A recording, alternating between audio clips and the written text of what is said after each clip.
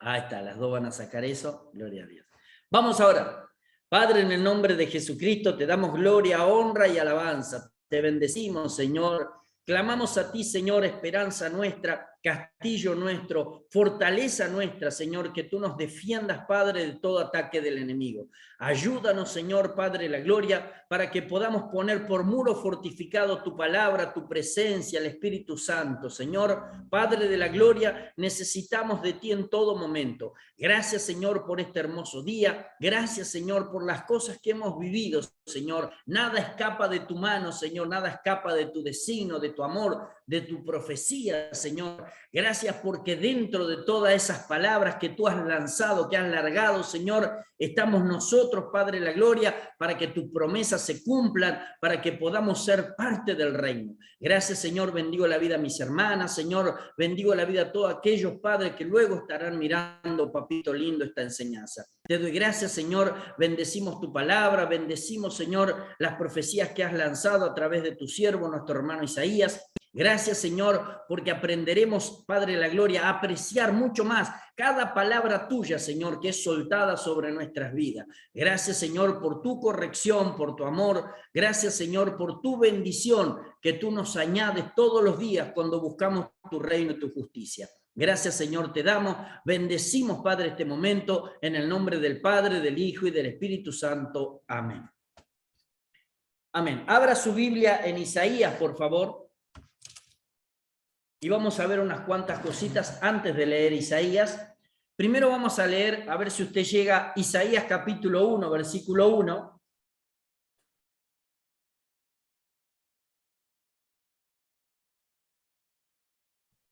No sé si lo encontró. Isaías capítulo 1, versículo 1. Está fuerte el ventilador. En Oberá hay más corriente, parece. Está fuerte. Bien. Isaías capítulo 1, versículo 1. Dice así: visión de Isaías, hijo de Amós, la cual vio acerca de Judá y Jerusalén en los días de Usías, de Jotán, Acaz y Ezequías, rey de Judas. ¿Sí? 4 reinos, 4 reinados que él pudo estar trabajando para el Señor, más de 50 años.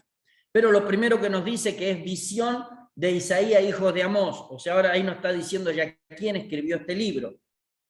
Y me encanta el versículo 3, ¿sí?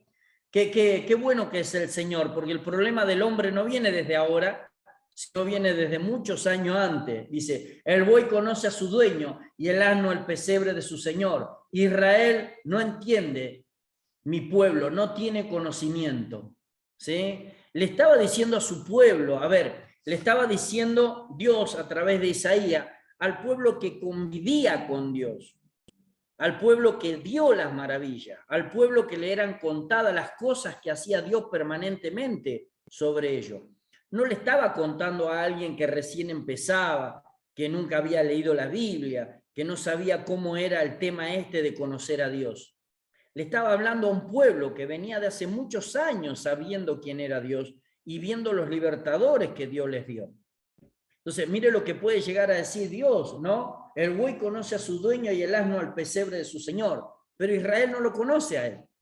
Entonces, es como decir, ¿cómo es que no me conocen? ¿Cómo es que no saben? ¿Cómo es que todavía yo tengo que andar diciéndoles a ustedes quién soy, cuándo me enojo, cuándo estoy contento, cuándo estoy con ustedes, cuándo me aparto de ustedes? ¿Sí? Es muy sabido, o sea, para ellos era muy sabido.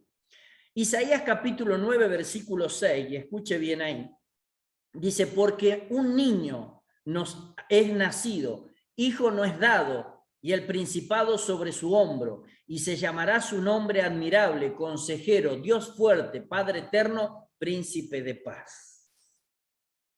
Qué bonito es justamente el conocimiento, ellos que leían permanentemente, ¿sí? Los escritos, ellos que permanentemente sabían cómo debían de llevarse en la relación con Dios, no podían comprender de quién estaba hablando, ¿sí? No podían comprender que Dios no solamente los amaba por haberlos escogido, Dios los amaba y Dios los ama porque primeramente es fiel, pero en los momentos en el cual estaba escribiendo Isaías, Los amaba más que nunca, porque de ese pueblo iba a venir su Hijo, Jesucristo nuestro Salvador.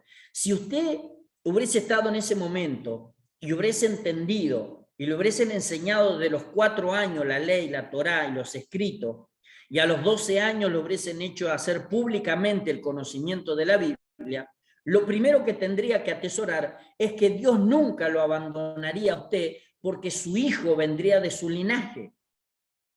Y eso es lo primero que ellos no entendieron. Porque dice, porque un niño nos es nacido. Fíjese que no dice yo lo doy a mi hijo, sino un niño nos es nacido. Él se pone en la concordancia de la miseria del hombre para decir igualmente que nos es nacido a todos, aún a él, siendo que es su hijo y que ya estaba con él. Él va a deleitarse de su nacimiento virginal.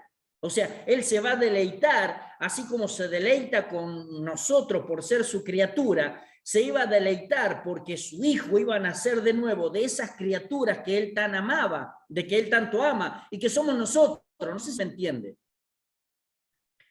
Había no algo muy especial en esto, sino había un tesoro, ese tesoro que dice escondido, ¿no? Que habla la Biblia. Son esas revelaciones que no podemos pasar por alto.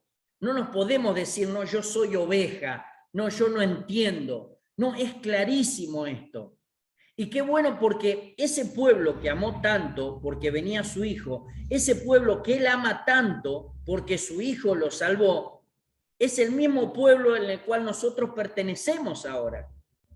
Entonces, es imposible de que no creamos que él va a venir a buscarnos. Pero así como tenemos que creer que él va a venir a buscarnos, tenemos que saber que él está atento a nuestras vidas en todos los sentidos de lo que nosotros vivamos y en todos nuestros años, siempre y cuando nosotros lo tengamos a él como nuestro Señor y Salvador.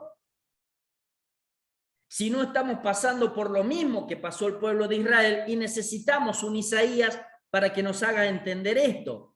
El gran profeta mesiánico es llamado, y el nombre de Isaías significa Jehová es salvación o Jehová salvará. Acuérdense que en aquel entonces todos los nombres, y más de aquellos que iban a ser elegidos por el Señor, tenían la importancia de decir algo, ¿sí? El nombre de alguien identificaba su vida, identificaba el testimonio de lo que iba a desarrollar. Qué distinto ahora, ¿no? Nada que ver nuestros nombres con lo que Dios quería. Ahora nuestra vida y nuestro corazón. Pero qué bueno, ¿no? Poder identificarnos con un nombre y con lo que Dios nos puso a nosotros para que podamos llevar. ¿Cómo se llamaría usted según el don que Dios le dio? ¿Nunca se puso a pensar eso? Tendrían que buscar ustedes la tribu de Leví, ¿sí? Y buscar un nombre ahí.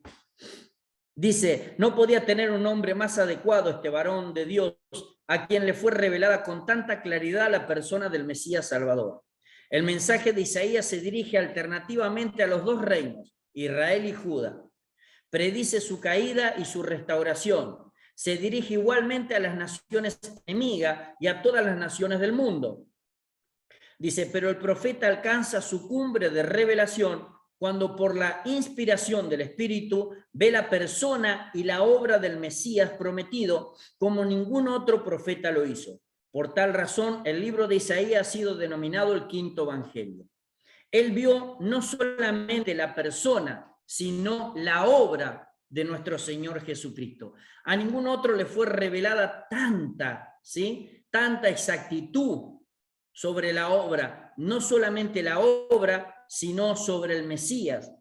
Pero a mí me sorprende que pueda decirle 700 años antes, no solamente la persona de Cristo, sino lo que iba a sufrir y cómo iba a ser su gloria.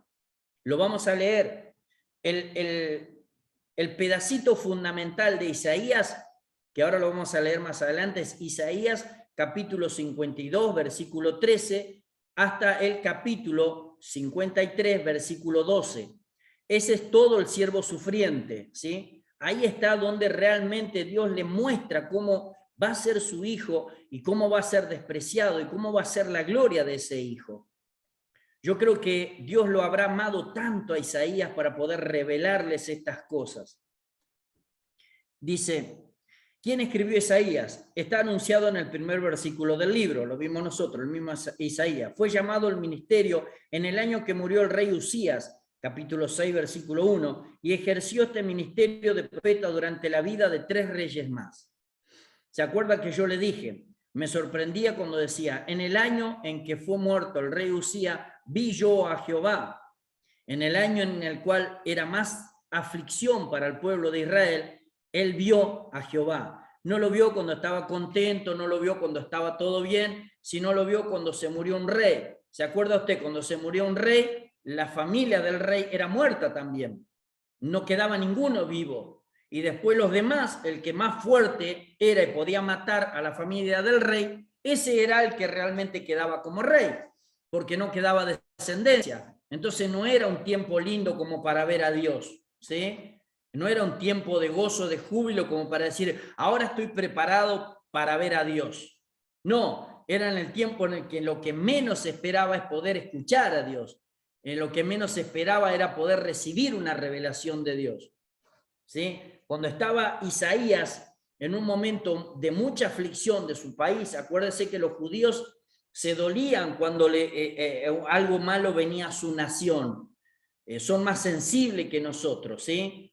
Acá puede venir en Ecuador y venir 40 terremotos que nos encanta mirarlo por televisión, pero nada más. No, ellos se dolían, se afligían. Entonces, en el tiempo de aflicción de Israel, él vio a Jehová. Entonces, lo primero que le habrá preguntado es, Señor, ¿por qué justamente ahora que estamos atentos a lo que está pasando en Israel, vos venís a mostrarme esta visión?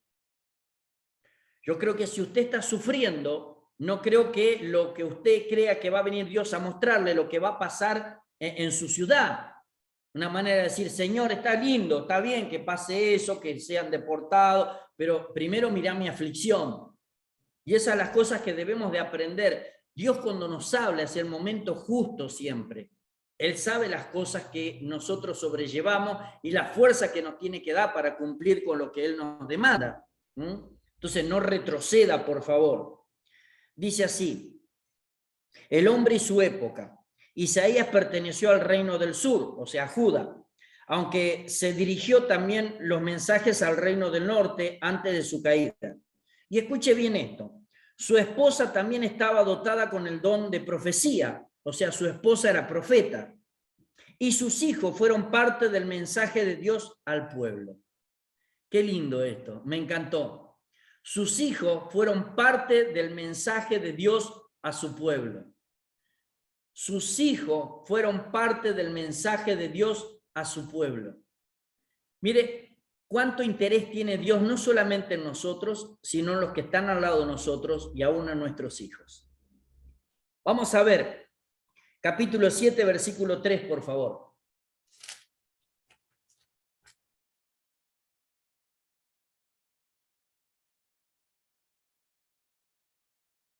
Dice, entonces dijo Jehová a Isaías, sal ahora al encuentro de acá, tú y seas Jasub, tu hijo, al extremo del acueducto del estanque de arriba, en el camino de la heredad del lavador, y dile, guarda y repósate, no temas, ni se turbe tu corazón a causa de estos dos cabos de tizón que humean por el ardor de la ira de Resín y Residia, hijos de Remalías.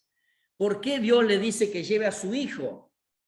¿Por qué era importante que Dios le dijera, lleva a tu hijo? Porque el nombre de su hijo significaba algo y porque sabía que cuando iban a llegar le iba a preguntar, ¿y ese quién es? Ese es mi hijo y se llama tanto. Y ahí va parte del mensaje de Dios. Mire lo que dice en el capítulo 8, por favor. 8, 1 al 4. Me dijo Jehová, toma una tabla grande y escribe en ella con caracteres legibles tocante Maher Salal Afbaz, y junte conmigo por testigos fieles al sacerdote Urías y Zacarías, hijo de Berequías. Y me llegué a la profetisa, la cual concibió y dio a luz un hijo, y me dijo Jehová, ponle por nombre Meser Salal Afbaz, porque antes que el niño sepa decir Padre mío y Madre mía, será quitada la riqueza de Damasco y los despojos de Samaria delante del rey de Asiria. Fíjese, a ver, una familia eligió totalmente conformada para Él, una familia totalmente dedicada a Él, una familia en la cual todos amaban a Dios y Dios le había llenado de dones a esa familia. No estaba luchándola ni peleándola solo, no estaba diciéndole, no, yo sí soy el que sirvo, pero mi casa es un desastre, mis hijos no quieren saber nada de Dios, ¿sí? Mi esposo es un vago o es un coso que más le gusta trabajar que estar con el Señor. Todos estaban dedicados a Dios. Por eso es que pudo revelarse así de esa manera el gran mensaje que le dio a Isaías. Isaías pertenece a la época de Asiria. El profeta presenció la caída y cautiverio del reino del norte bajo el poder de Asiria y fue el instrumento que Dios usó para detener a estos mismos poderosos enemigos cuando quisieron tomar Jerusalén. ¿Se acuerda usted? Cuando quisieron venir, vino el Rabsasis y el Rabsaris y quisieron amenazarlo, el rey fue y le consultó a Isaías. Isaías le dice, no hagas nada, porque Dios te va a defender. El ángel de Jehová en una noche mató a 18,000, ¿sí? Entonces, siempre está la defensa. Cuidado con el pueblo de Dios. Dice, sus contemporáneos en el ministerio fueron Jonás, Amós y Osea, que le habían precedido en edad y en el ministerio, pero en el reino del norte. Su contemporáneo en Judá fue Miqueas. La palabra del mensaje de Isaías es salvación, ¿sí? El libro entero habla de salvación, más allá de que hay reto, hay cánticos y hay alegorías. Divisiones principal de Isaías, escúcheme bien. Libro de los juicios, capítulo 1 al 35, libro de las historias del 36 al 39 y libro de consolación del 40 al 66. Si usted busca una palabra de consolación para el pueblo de Israel, puede ir a Isaías del capítulo 40 al 66, ¿sí? No vaya del 36 al 39 porque son historia, ni vaya del 1 al 35 porque es juicio. Esas cosas aprendemos para agilizar nuestra mente. El libro de Isaías es una Biblia en sí mismo, contiene 66 capítulos, de los cuales 39 tienen que ver principalmente con el espíritu de los juicios del Antiguo Testamento, mientras que los últimos 27 capítulos anticipan la gracia del Nuevo Testamento. Es una Biblia, tiene 66 libros, justamente 39 pertenecen al Viejo Testamento y 27 a la gracia nueva. Es una Biblia en sí, Isaías. Qué bueno que es esto, porque podemos ir corriendo exactamente a Isaías y encontramos todo. Dice, Dios advierte a su pueblo. Y acá es donde vamos a pararnos y vamos a leer un poquito. Dice, en los primeros capítulos de Isaías, Dios comienza a advertir fuertemente a Judá y a su capital Jerusalén. Su pecado está creciendo a tal punto que ya se cierne sobre ella la amenaza de destrucción. Israel, por su parte, ya ha colmado la paciencia del Señor y su destrucción está definidamente determinada. ¿Sí? Israel ya estaba, porque Dios le dijo, basta, hasta acá llegaste, vas a ser deportado, pero Judá todavía le quedaba un tiempo. ¿Se acuerdan ustedes? Le quedaban 136 años para arrepentirse. Mire la cantidad de años que le daba Dios en su paciencia. Y no se arrepintieron porque fueron llevados por Nabucodonosor. O sea que no le hicieron caso. Pero quiero que entendamos esto antes de entrar en las profecías. Vamos a ver primero Isaías capítulo 3, versículo 10, por favor. Isaías capítulo 3, versículo 10. Estas partes les van a gustar a ustedes. No tengan problema. Isaías capítulo 3, versículo 10. Y quiero que entienda bien estas cosas para cuando usted escuche una profecía. Usted tiene que tener su oído bien afinado para la voz de Dios, ¿sí? Porque es Dios siempre hablando sobre sus promesas, no sobre las promesas del hombre. ¿Qué quiero decir esto? He visto muchísimos profetas en iglesias lindas, hermosas, hacían pacto con el Señor con sobres de 1,000, de 3,000 y 5,000 pesos, ¿sí? Entonces decía el supuesto profeta, vamos a hacer un nuevo pacto y si usted quiere que su casa sea completamente bendecida, agarre el sobre de 5,000 pesos. Ahora ya, hace unos años, ahora debe estar más caro ese pacto, ¿no? Pero la cuestión es poder escuchar bien nosotros la voz de Dios para cumplir lo que dice la palabra. Tomá lo bueno y desechad lo malo. ¿Sí? Y fíjese lo que dice acá en el 3:10. Decía el justo que le irá bien, porque comerá de los frutos de su mano. Mire, le está anunciando, si usted sigue, ay del impío, no siga, ¿no? La apariencia de su rostro testifica contra ellos. Pero en el medio de eso, en el medio de que está describiendo a personas que son malas, Dios hace la diferencia. Y de parte del profeta le da un mensaje a aquellos que están escuchando y que quizás sean buenos, ¿sí? Pero que el conjunto los hace estar entre los malos, pero está afligiendo su alma. ¿Se acuerda que decía como el justo Lot, que afligía su alma todos los días entre medio de Sodoma y Gomorra? Y entre medio de eso, él le dice, decile algo, decile al justo que le irá bien, porque comerá de los frutos de sus manos. No es cualquier cosa lo que le dijo. Decile al justo, le irá bien. Si es de parte de Dios, sabemos que para que nos vaya bien, nosotros necesitamos contentamiento de nuestro corazón. No nos va a ir bien si estamos afligidos, no nos va a ir bien si estamos tristes, no nos va a ir bien si estamos insatisfechos. El primer mensaje, dile al justo que le va a ir bien, que aunque todos estén tristes por el mensaje, si él no hizo nada, que esté contento, porque él va a comer de los frutos de su mano, su labor va a tener recompensa, lo que haga va a prosperar, la vida que él quiere va a poder formarla porque va a tener suficiente para formarla. No va a estar en estrechez para poder decir, no hago por dar. No, él va a hacer lo que él quiere y va a dar porque le va a sobrar. Dile al justo que le va bien, que no importa si ahora va a ser afligido un tiempito. Yo veo en él toda la prosperidad y la esperanza del cielo. No me olvido. Yo sé mirar, yo sé seleccionar, yo sé cómo hablar a cada uno de mis hijos. Es más, a uno le dice, si entresacases lo vil de lo precioso, tú serás como mi boca. O sea, él sabía aún de aquellos que estaban medio, cómo decirles que estén bien.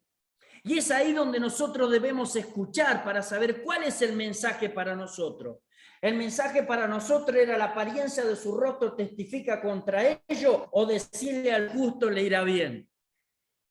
Si usted sabe cómo está con el Señor, usted sabe qué parte de la profecía le toca a usted. Y es eso lo que él le estaba enseñando al pueblo. Eso es lo que él estaba diciendo de parte de Dios. Por eso cuando anunciaba a un profeta la palabra del Señor, hasta los pajaritos se callaban. ¿Por qué? Porque era muy importante que todos escuchasen su palabra y que ninguno pudiera decir, pero esa parte no la escuché, esa parte justo me fui al baño. No, todos debían saber exactamente y usted reconocía al otro cómo le iba a ir. Y no estoy hablando de que a uno va a ser hoy opulencia de todo lo que tiene y de la majestad de lo glorioso. No, le va a ir bien. O sea, las cosas en su vida van a ir en una dirección correcta, ¿sí? Usted come, usted se baña, usted todavía puede viajar a donde usted quiere, a usted le va bien. Y eso es lo que debemos aprender nosotros. ¿Sabe por qué? A ver, los profetas podían decir estas cosas y no lo tomaba como cualquier persona. No era lo mismo que lo diga un sumo sacerdote, que lo diga un profeta. El sacerdocio se había contaminado, por eso Dios levantaba a los profetas. ¿Pero por qué? Porque ese tiempo el Espíritu Santo descendía sobre el que Dios quería descender, no como ahora que está entre todos nosotros en nuestro corazón. ¿Por qué? Porque había autoridad primeramente. Dios le otorgaba al profeta autoridad. Y lo que nosotros tenemos por autoridad no es lo mismo que es la autoridad que da el Señor a sus profetas. Cuando usted escucha a una persona hablar con autoridad, ¿cómo habla una persona con autoridad? ¿Una persona con autoridad habla bajito? Hágame con la cabeza, ¿sí o no? No. Una persona con autoridad, ¿se escucha nada más que cerquita o se escucha lejos? Se escucha lejos. Bien. ¿Ve? Porque nosotros tenemos un concepto de autoridad que la raíz de la palabra no es justamente esa. Autoridad, del latín autoritas, es aumentar. La palabra autoridad es aumentar. Por eso cuando nosotros decimos alguien con autoridad, habla fuerte porque aumenta su voz y llega a un montón de lugares. Pero la palabra que acá dice autoridad es tener capacidad para aumentar. Y va mezclada con otra palabra que vamos a ver ahora. Entonces el profeta tenía autoridad, tenía el poder de aumentar. ¿De aumentar qué? De aumentar la visión que tenían las personas simplemente de un reino bajito. Tenía la autoridad para poder aumentar las cosas que faltaban para que Dios los haga completo. Porque esa palabra, no solamente de autoridad, ¿se acuerda que cuando le dijo, a mí me encanta, cuando le dijo a la viuda, pide para ti vasijas y no pocas, les dijo? Lo primero que hizo el profeta es poder no solamente la autoridad, sino el poder. El poder, ¿se acuerda usted? Es dunamis. El poder de la Biblia no es TNT, no es dinamita que explota y se termina. Es dunamis, el poder que se ejerce en el movimiento, es la dínamo. ¿Se acuerda que yo una vuelta le expliqué que era la dínamo? Que había bicicletas que tenían un cosito ahí al costado que lo acercaba a la rueda, eso giraba y la luz se prendía. Y si usted pedaleaba más fuerte, la luz era más fuerte. Esa es la dínamo, ese es el dínamo de Dios. Entonces, poder para poder, autoridad para poder aumentar en el poder del hacerlo continuo. Por eso es que la profecía viene con poder y con autoridad, viene para poder aumentar y poder hacerlo de continuo. Por eso él le dice a la viuda, pide para ti vasijas y no pocas. La primera palabra de autoridad que le dio a la mujer es ir de pedir vasijas. Si usted lee bien, dice, pide vasijas para ti, a tus vecinos. O sea, no le está diciendo, vecino, ¿me prestás una vasija que después te la devuelvo? El profeta le dio el poder para aumentar con autoridad. Pide para ti vasijas, no pocas. O sea, que al hacerle caso a la palabra de Dios que vino por el profeta, ella fue y le dijo, vecino, pasame 4 vasijas para mí. Vecino, tenés esas 6 vasijas que yo sé que vos tenés, dámela. ¿Sí? Alzó su voz, pero con la autoridad para aumentar y con el poder de hacerlo continuo. Por eso es que pudo llenar una y pudo llenar otra y pudo llenar otra y pudo llenar otra hasta que se acabaron. Por eso es que tenemos que entender cuando tomamos la palabra de profecía, cuando viene con el poder de aumentar y hacerlo de continuo, es tomada nuestra vida y se replica de esa manera, aumentar de continuo. La palabra profética en nuestra vida tiene que aumentar de continuo. La palabra profética tiene que hacer mella en nuestras vidas porque no viene sin algo que está mandado del cielo. Tiene el poder de expandir lo que nosotros decimos, pero hacerlo de continuo, no simplemente, ay, me habló el profeta para esta semana y se cumplió. No, dinamos, poder, generar, hacer, mover, brillar. Y eso es lo que hacían los profetas en aquel entonces y en este entonces.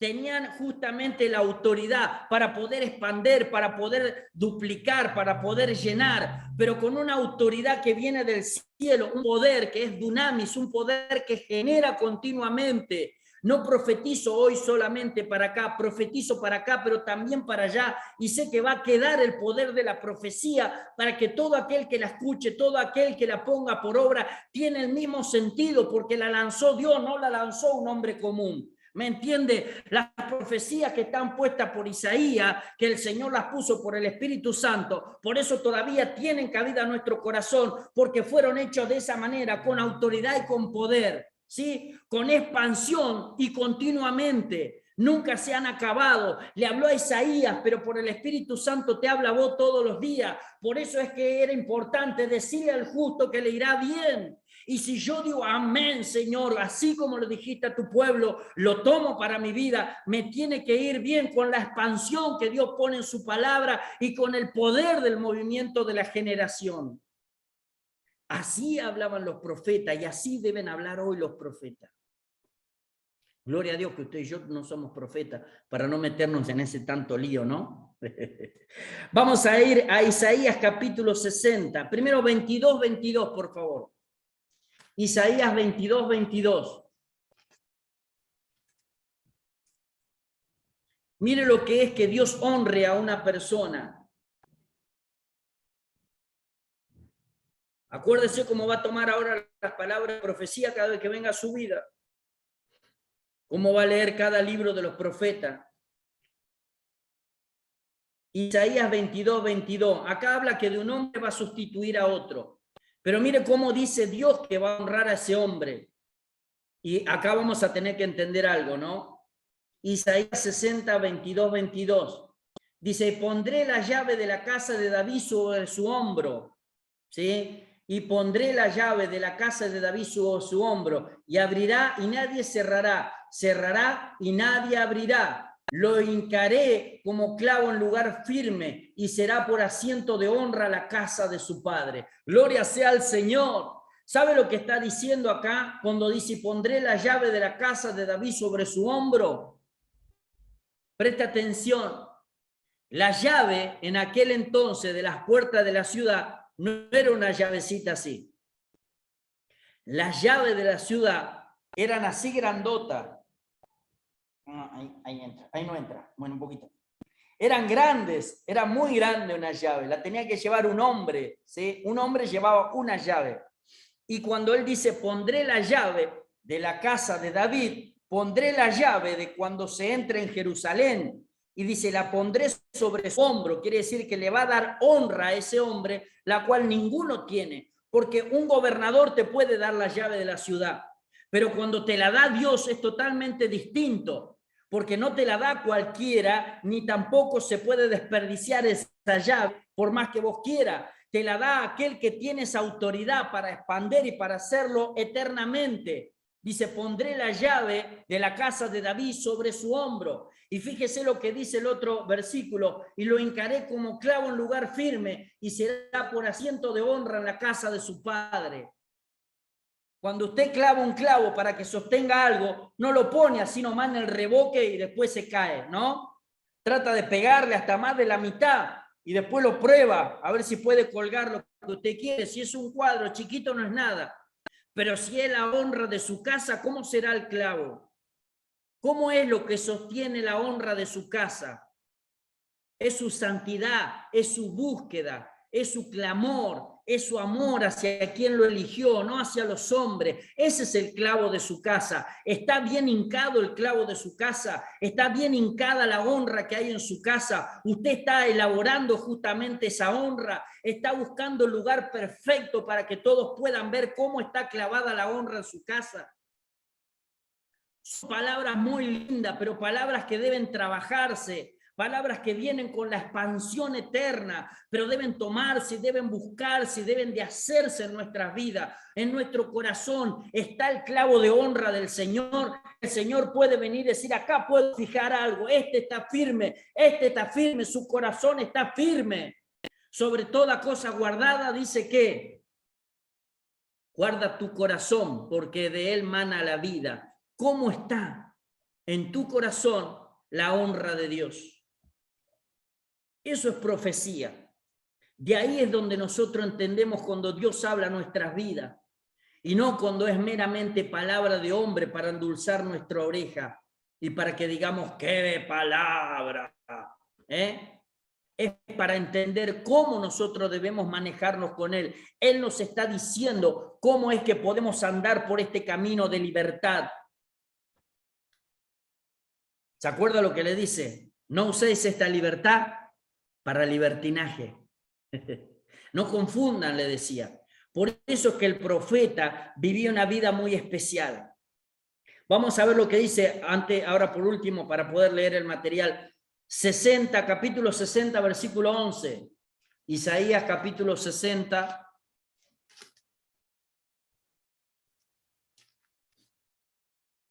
Versículo 11 al 14. El título dice la futura gloria de Sión, pero mire lo que le dice ahí.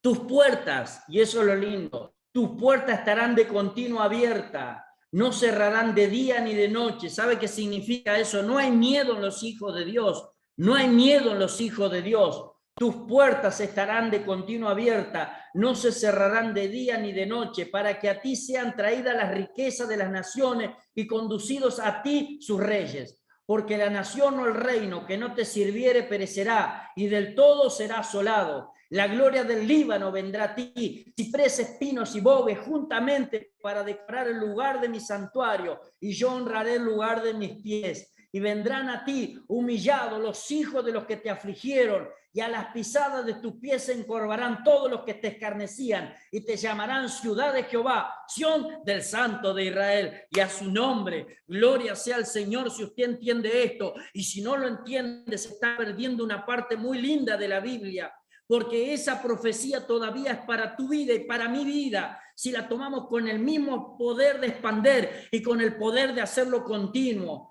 Mis puertas deben estar abiertas a todo lo que pertenece a Dios. No hay miedo que el diablo pueda entrar en mi vida, porque no hay lugar que pueda ocupar. No hay manera en que las personas que un día dijeron de que yo no servía para nada, hoy tengan que ver que hay un don de Dios sobre mi vida. Y ojo con aquel que dice que no, porque no soy yo el que lo juzga, sino es Dios. Y aquellos que no quieran servir al llamado de Dios perecerán para siempre, porque no saben cuándo es un enviado del Señor. Eso es profecía de parte de Dios. Ahí es cuando nos damos cuenta que viene palabra de Dios a nuestras vidas para expander, para hacerlo continuo. Ahí es donde debemos decir, gloria a Dios, así lo tomo y así lo haré. Y ahí seguiré en ese camino que tú me marcas, Señor. No cuando vienes, hoy veo multitudes en tu vida, hoy veo gloriosas multitudes, casas grandes, enormes, agendas interminables. ¿Qué es eso? ¿Qué son esas cosas? 7:1 dice, ¿qué plan perverso había concebido Israel contra Judá en los días de Isaías? Capítulo 7, versículo 1, mire usted.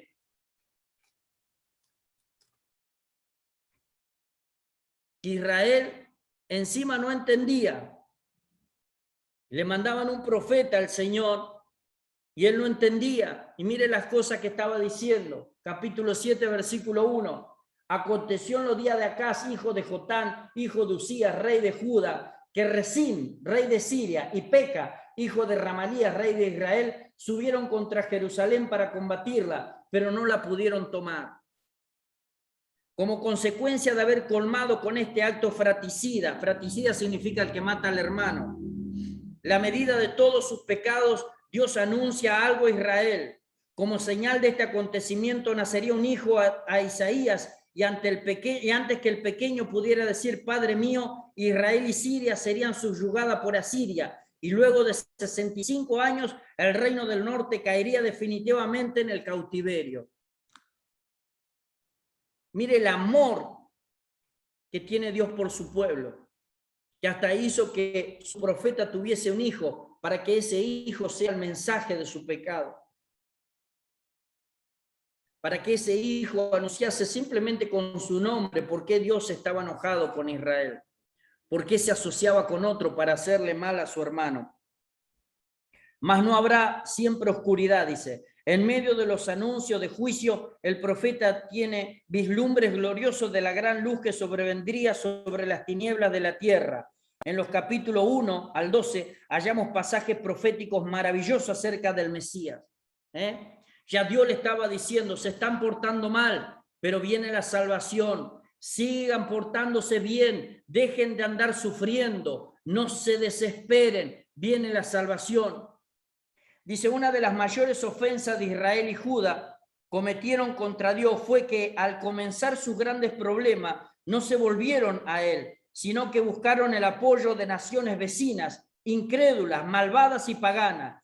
Dios mira a estas otras naciones llenas de corrupción, maldad y traición y pronuncia juicios determinantes. Hallamos estos juicios en los capítulos 13 al 26. Le empieza a decir, ojo, egipcios, que ustedes creen que por tener carro y caballo van a poder salvar a mi pueblo. No lo van a hacer, caerán juntamente con ellos, porque no son ellos los que los tratan, no son ellos los que los guían, no son ellos los que hacen su voluntad, sino soy yo su Dios. Pero Egipto no hizo caso. Y así terminó, pobrecito. Por eso Isaías podía hacer esto. Hay una sección histórica en Isaías, dice, la cual se halla entre las profecías del juicio y de la consolación, capítulo 36 al 39. Es casi una repetición de Segunda de Reyes del 18 al 20. El propósito de esta duplicación era el recordarle al pueblo de Dios que cuando se arrepentían de sus pecados y se volvían a Él de todo corazón, Él intervenía para su protección y conservación. También se anuncia que sería finalmente Babilonia y no Asiria la que conquistaría Judá, el reino del sur. Qué error fatal cometió Ezequías, cuando los emisarios de Babilonia, capítulo 39. ¿Se acuerda usted qué pasó ahí? Estaba este rey que había recibido a los de Babilonia, y él, en vez de decirle, ustedes vienen a visitarme, está bien, voy a recibirlo, está, fue y le mostró todos los tesoros de la casa del rey, y mostró todos los escudos de oro que tenía, y mostró toda la defensa que tenía, y cuando terminó, vino un profeta y le dijo, mal has hecho, ¿por qué has mostrado todas estas cosas a tus enemigos? Como diciéndole, vos le estás mostrando al que yo dije que va a venir y te va a llevar cautivo. Ahora le diste una razón mayor para venir a buscarte, porque te va a sacar el oro, te va a sacar los utensilios, te va a sacar todo lo que vos le mostraste. Ahora sos una presa codiciable. Si yo te lo advertí antes, si yo te dije que él va a venir y no va a ser Asiria tu conquistador, sino va a ser Babilonia, los caldeos, ¿cómo le vas a mostrar esas cosas? Ahora, aparte de llevarte a vos, se van a llevar esas cosas que están dedicadas a mí. Y de hecho, después a Babilonia le fue muy mal por llevarse esas cosas, ¿sí? Consolaos, consolaos, pueblo mío, dice, del capítulo 40 al 66. Con justa razón, esta última sección del mensaje de Isaías ha sido denominada el libro de la consolación.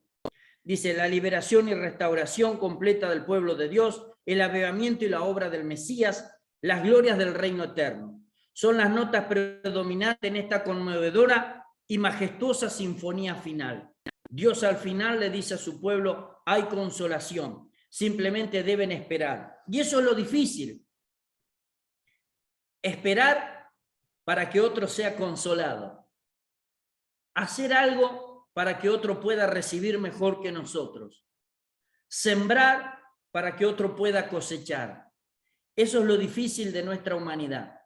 ¿Sabe qué? Me hace acordar cuando yo era bombero voluntario en Berisso, había una nota en la pared que decía fuerza y abnegación. Dice, servir en bombero es como plantar un árbol y no disfrutar de su sombra. ¿Sí? Y nosotros, aún sin conocer a Dios, bastante jovencito, seguíamos esa escritura en la pared. ¿Sí? Nosotros estábamos sembrando un árbol y no sabíamos si íbamos a disfrutar de su sombra. Lo bueno de trabajar en Dios, que todo lo que vos siembres, también lo vas a cosechar. Y en Jesucristo nuestro Señor se aceleran los tiempos para que el que siembre alcance al que coseche. Y eso es lo bueno de esto, siempre Dios supera las expectativas de los hombres. Por eso es que nosotros debemos serles obedientes a Él. Luz para las naciones, dice. En Isaías se va aclarando cada vez más el plan de Dios de traer gracia y salvación sobre todo el género humano. En su plan original, Israel debía ser el instrumento de esta salvación universal. Génesis 12:2. Pero Israel no cumplió como verdadero siervo de Dios, y por eso en la serie de descripciones que siguen, Israel es desechado en esta parte. Se va percibiendo poco a poco que el propósito del Salvador se cumplirá a través de alguien que será su verdadero siervo. Los escritores del Nuevo Testamento no tienen duda alguna de que el siervo que Isaías previó que salvaría a la humanidad era Jesucristo. Y el mismo Jesucristo es el que lo anuncia que así era. ¿Se acuerda usted de esta parte, Lucas capítulo 4, versículo 16? Vamos a mirarla, a ver qué es lo que dice Jesús. Lucas capítulo 4, versículo 16.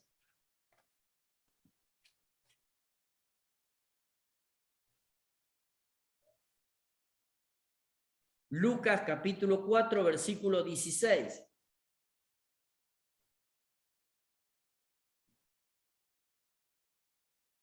¿Se acuerda de esta partecita? Y ahora la vamos a ver en Isaías. Dice, vino a Nazaret donde se había criado, dice, ¿sí? Y en el día de reposo entró en la sinagoga, conforme a su costumbre, y se levantó a leer. Y se le dio el libro del profeta Isaías. Qué bárbaro, ¿no? Qué bueno que es Dios, qué plan perfecto tiene Dios, ¿eh? Y habiendo abierto el libro, halló el lugar donde estaba escrito: el Espíritu del Señor está sobre mí, por cuanto me ha ungido para dar buenas nuevas a los pobres. Me ha enviado a sanar a los quebrantados de corazón, a pregonar libertad a los cautivos y vista a los ciegos, a poner en libertad a los oprimidos, a predicar el año agradable del Señor. Y enrollando el libro, lo dio al ministro y se sentó, y los ojos de todos en la sinagoga estaban fijos en él, y comenzó a decirle: hoy se ha cumplido esta escritura delante de vosotros. Gloria sea al Señor. 700 años había pasado de esto. 700 años había pasado desde que el profeta Isaías anunció esto. Y esa misma tarde, en la sinagoga, justamente se le dio el rollo y encontró justamente esa parte. Qué bueno, ¿no? Porque muchos que habrán estudiado se habrán dicho: ¿pero de qué está hablando este hombre? Entonces lo que dijo nuestro padre Isaías hace 700 años se cumple en él. Él es el Mesías, él es el Salvador. A los suyos vino y los suyos no le recibieron. Qué pena, ¿no? Qué mal esto. Y así llegamos al gran capítulo de la cruz, Isaías 53. El pasaje completo es Isaías 52:13 al 53:12. Casi 700 años antes de que el Mesías naciera en esta tierra, Isaías vio un cuadro impresionante de agonía, la muerte del varón de dolores. Al leer este pasaje, vuelve a los pies del Calvario y contempla al Hijo de Dios desfigurado por la carga del pecado. Mas él herido fue por nuestras rebeliones, molido por nuestros pecados. Qué grande, ¿no? Qué grande. Yo le voy a leer justamente Isaías, capítulo 52, para que usted pueda saber realmente qué fue de este siervo sufriente. Isaías, capítulo 52, versículo 13 al 53:12, ¿lo encontró? Dice así: he aquí que mi siervo será prosperado, será engrandecido y exaltado y será puesto muy alto. ¿Se acuerda usted al principio cuando lee Mateo que lo primero que Jesús, después de haber sido bautizado y después de empezar su ministerio, lo primero que dice es que crecía su fama? ¿Se acuerda? Entonces, cumpliéndose absolutamente todo, lo primero que tuvo Jesucristo es su fama. Y en todo lugar se hablaba de él por los milagros y las cosas que hacían, y que era diferente porque aún echaba demonios. Cómo se asombraron de ti muchos de tal manera, fue desfigurado de los hombres su parecer, y su hermosura más que de los hijos de los hombres. Así asombrará a él a muchas naciones, dice. Los reyes cerrarán ante él la boca, porque verán lo que nunca le fue contado y entenderán lo que jamás han oído. Me encanta cuando Dios habla estas cosas que son imposibles, que para una persona normal no puede ser este juego de palabras. Porque le dice: verán lo que nunca le fue contado. ¿Cómo vas a poder ver lo que te contaron? No podés ver lo que te contaron, lo podés escuchar. Pero va a ser tan cierto, dice, que aunque te lo cuenten, vas a saber que es verdad y vas a poder ver porque lo vas a poder vivir. Y entenderán lo que jamás han oído.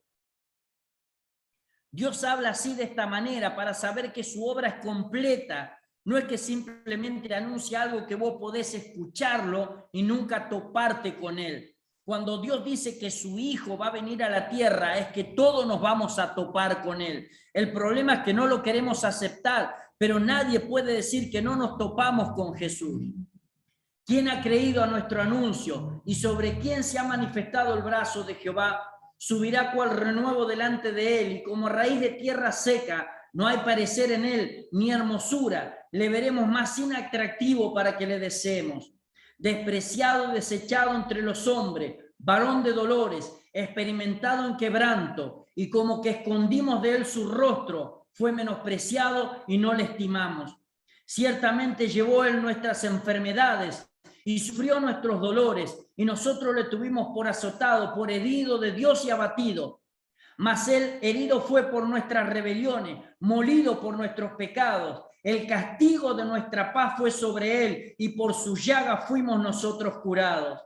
Todos nosotros nos descarriamos como oveja, cada cual se apartó por su camino, mas Jehová cargó en él el pecado de todos nosotros. Angustiado él y afligido, no abrió su boca, como cordero fue llevado al matadero, y como oveja delante de sus trasquiladores, enmudeció y no abrió su boca. Por cárcel y por juicio fue quitado, y su generación, ¿quién la contará? Porque fue cortado de la tierra de los vivientes, y por la rebelión de mi pueblo fue herido. Y se dispuso con los impíos su sepultura, mas con los ricos fue en su muerte, aunque nunca hizo maldad, ni hubo engaño en su boca. Con todo esto, Jehová quiso quebrantarlo, sujetándolo a padecimiento. Cuando haya puesto, y acuérdese, era una profecía, cuando haya puesto su vida en expiación por el pecado, verá linaje, vivirá largos días, y la voluntad de Jehová será en su mano prosperada. Verá el fruto de la aflicción de su alma y quedará satisfecho. Por su conocimiento justificará mi siervo justo a muchos y llevará las iniquidades de ellos. Por tanto, yo le daré parte con los grandes y con los fuertes repartirá despojo, por cuanto derramó su vida hasta la muerte y fue contado con los pecadores, habiendo él llevado el pecado de muchos y orado por los transgresores. Alabado sea el Señor. Y oró por los transgresores. No solamente murió por los transgresores, oró por los transgresores. No le tengas en cuenta porque no saben lo que hacen. Cuando lo escarnecieron, cuando lo golpearon, cuando se burlaron de él, él encima le pidió al Padre, oró por los transgresores. Le dijo, Padre, no tengas en cuenta su pecado. No saben lo que hacen. Únicamente él, 700 años, fue anunciado de esta manera. Cuando ponga su vida por expiación por el pecado, él verá linaje. Y ese sos vos y soy yo. Él vio linaje. En cada uno de nosotros, todos los días él ve su linaje. Por eso él nunca desea que nadie se aparte.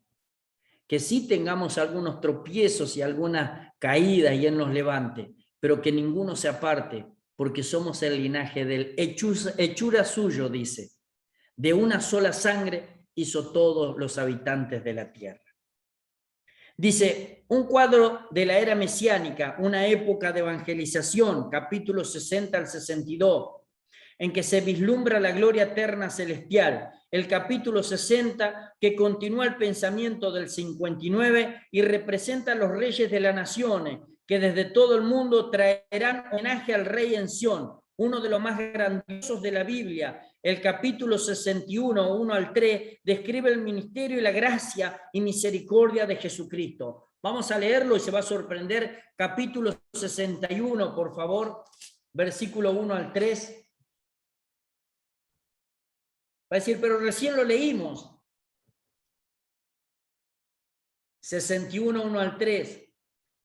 El Espíritu de Jehová, el Señor, está sobre mí, porque me ungió Jehová y me ha enviado a predicar buenas nuevas a los abatidos, a vendar a los quebrantados de corazón, a publicar libertad a los cautivos y a los presos, apertura de cárcel, a proclamar el año de la buena voluntad de Jehová y el día de la venganza de Dios nuestro, a consolar a todos los enlutados, a ordenar que a los afligidos de Sión se les dé gloria en lugar de cenizas, óleo de gozo en lugar de luto, manto de alegría en lugar de espíritu angustiado, y serán llamados árboles de justicia, plantío de Jehová para gloria suya.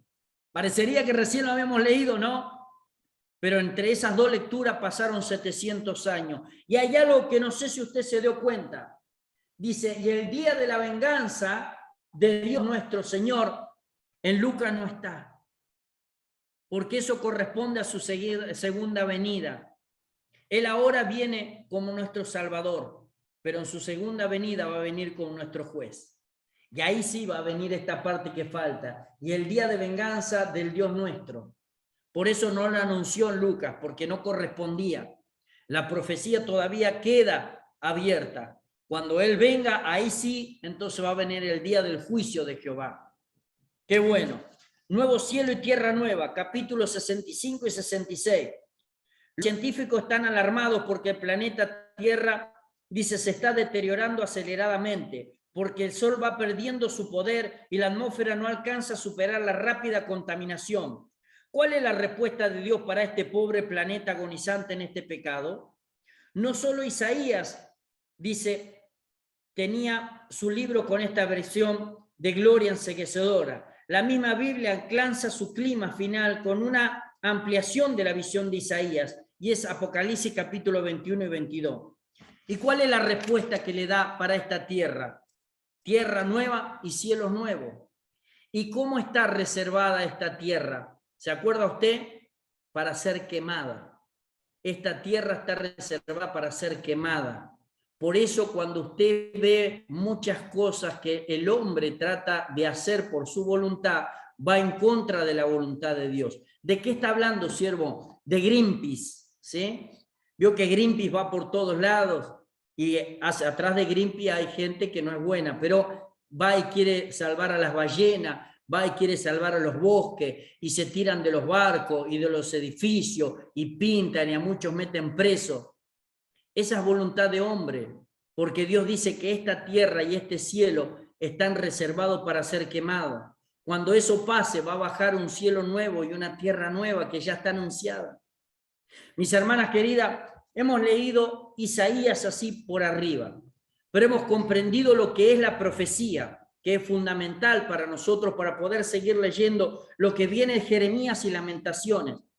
Pero podemos entender nosotros ahora cómo Dios nos habla a través de la profecía, cómo sigue ese poder de expansión, cómo sigue esa generación que siempre está haciendo su voluntad.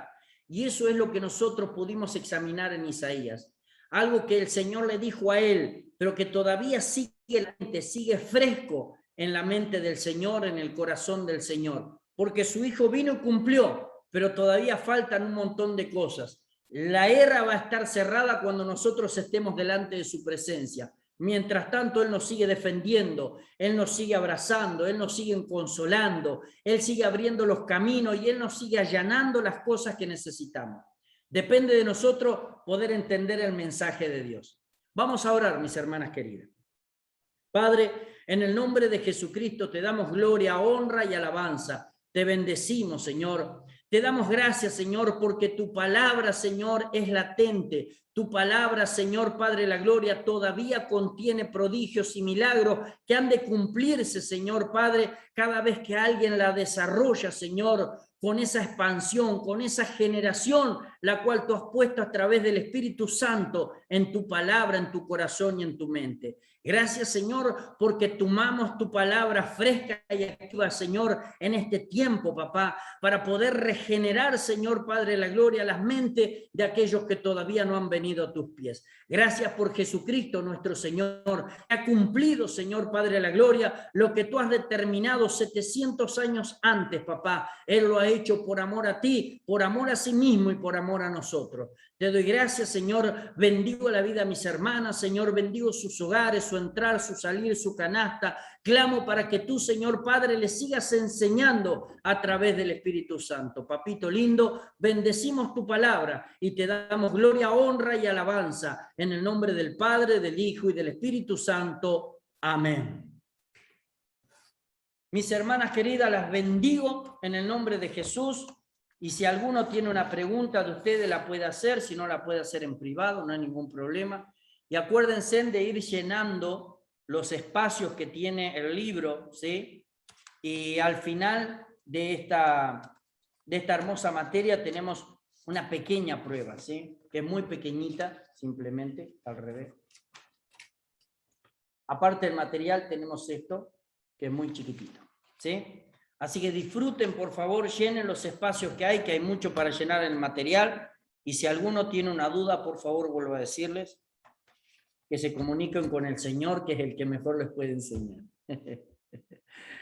Las dejo. Y que no tengan tanto calor, por favor, métanse en cualquier arroyito que tengan por ahí, ¿sí?